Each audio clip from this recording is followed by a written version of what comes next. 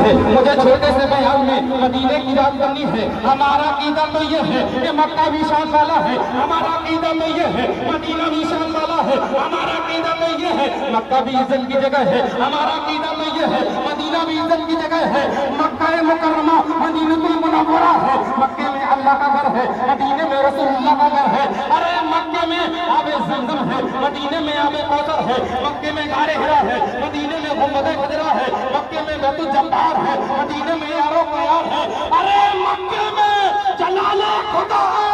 अरे सब मिलकर कहो मदीने में जमाले मुस्तफा है।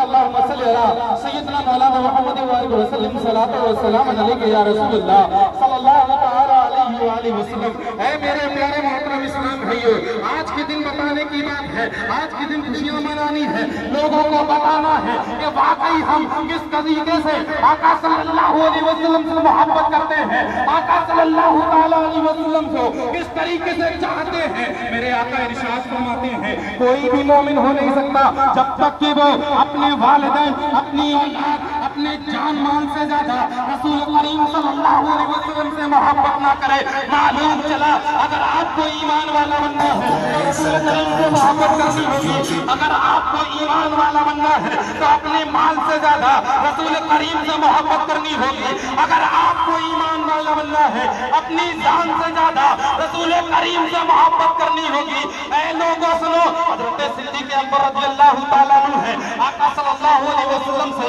किस तरीके से मोहब्बत करते हैं। सुनो, हज़रत सिद्दीक़ अकबर रज़ियल्लाहु ताला अन्हु है, आप ईमान ले आते हैं, आपका बेटा भी ईमान नहीं लाता है, ईमान लाने से पहले की बात है, दोनों में जंग होती है। बाप है वो आका सल्लल्लाहु अलैहि वसल्लम की तरफ से जंग लड़ने के लिए तैयार है और बेटा है वो बाहर की तरफ से जंग लड़ने के लिए तैयार है, दोनों में जंग होती है। जंग होने के बाद में जब आपका बेटा ईमान ले आता है, ईमान लाने के बाद में एक रोज बाप और बेटे एक जगह पर खड़े हुए हैं और बाप और बेटे में गुफ्तगू चल रही है। बेटे ने देखा कि अब्बा जान आज बहुत खुश है, अब्बा जान आज कुछ नहीं कहेंगे, चलो जंग का मामला बता दिया जाए। अल्लाह अकबर, जब बेटे ने बाप को बताना चाहा, बाप से अर्ज करता है, अब्बा जान मैं आपको कुछ बताना चाहता हूँ। अल्लाह अकबर, हज़रत सिद्दीक़ अकबर फरमाते हैं, कहो बेटा क्या कहना चाहते हो। अब साहबजादे आपके फरमाते हैं, अब्बू जान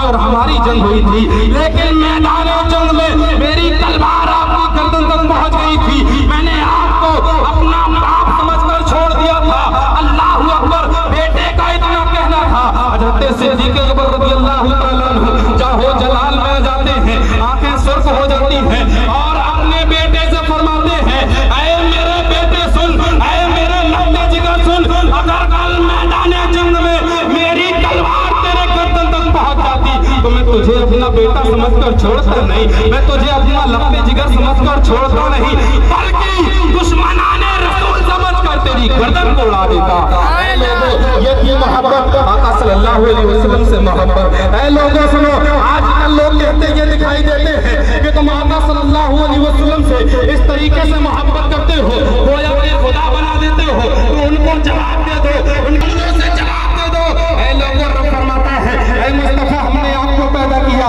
ताकि लोग खुदा न समझे, ऐ मुस्तफा हमने आपसे मजदूरी करवाई ताकि लोग खुदा न समझे, ऐ मुस्तफा हमने आपसे मैदान जंग में तलवार उठवाई ताकि लोग खुदा न समझे, ऐ मुस्तफा हमने आपको मकान में रखा ताकि कोई खुदा न समझे, ऐ मुस्तफा हमने आपसे नमाज पढ़ाई ताकि लोग खुदा न समझे, ऐ मुस्तफा मैंने आपको भूखा रखा ताकि लोग खुदा न समझे, ऐ मुस्तफा हमने आपको मक्के में रहने दिया ताकि लोग खुदा न समझे, ऐ मुस्तफा आपके पैरों में सूजन आ गई फिर भी रात भर मैंने क़याम करवाया ताकि लोग खुदा न समझे, ऐ मुस्तफा मैंने आपको अबू बकर का साथी बनाया ताकि लोग खुदा न समझे, ऐ मुस्तफा मैंने आपको खदीजा का शौहर बनाया ताकि लोग खुदा न समझे, ऐ मुस्तफा मैंने आपको अली का भाई बनाया ताकि लोग खुदा न समझे, ऐ मुस्तफा बद्र और खैबर और खंदक में मैंने आपसे तलवार उठवाई ताकि लोग खुदा न समझे, ऐ मुस्तफा मैदान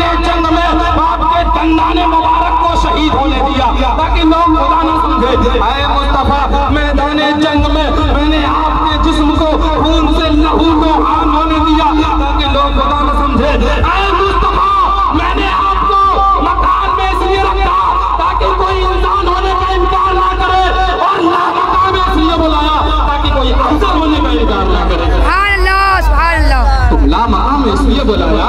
ताकि कोई अफजल होने का इनकार न करे। ऐ प्यारे मोहतरम इस्लाम भाइयों, अल्लाह रब्बुल इज्जत ने चाहा कि मैं जब दुनिया में जाना जाऊं, पहचाना जाऊं, अल्लाह रब्बुल इज्जत ने आका सल्लल्लाहु अलैहि वसल्लम के नूर को पैदा फरमाया, उस नूर से हजरत आदम को पैदा फरमाया। इसी तरीके से नस्ल चलती गई, लास्ट में मेरे प्यारे आका सल्लल्लाहु अलैहि वसल्लम को पैदा फरमाया। ऐ लोगों, आओ जो सुनते हैं वो नस्ल क्या है वो सुनते हैं, मेरे आका के ऊपर दादाओं का नाम सुनते हैं। हमने सुना है जिस महफिल में मेरे मुस्तफा का जिक्र होता है वहाँ पर रहमत के फरिश्ते आया करते हैं। अरे जहाँ पर मुस्तफा के दादाओं का जिक्र हो, क्या वहाँ पर रहमत के फरिश्ते नहीं आए? आदम को पैदा किया अल्लाह रब्बुल इज्जत ने, सबसे पहले हज़रत आदम को बनाया। इसी तरीके से नस्ल चलती गई, लास्ट में मेरे प्यारे आका सल्लल्लाहु अलैहि वसल्लम को पैदा फरमाया। तवज्जो से सुनिएगा, अल्लाह रब्बुल इज्जत ने सबसे पहले आदम को पैदा किया।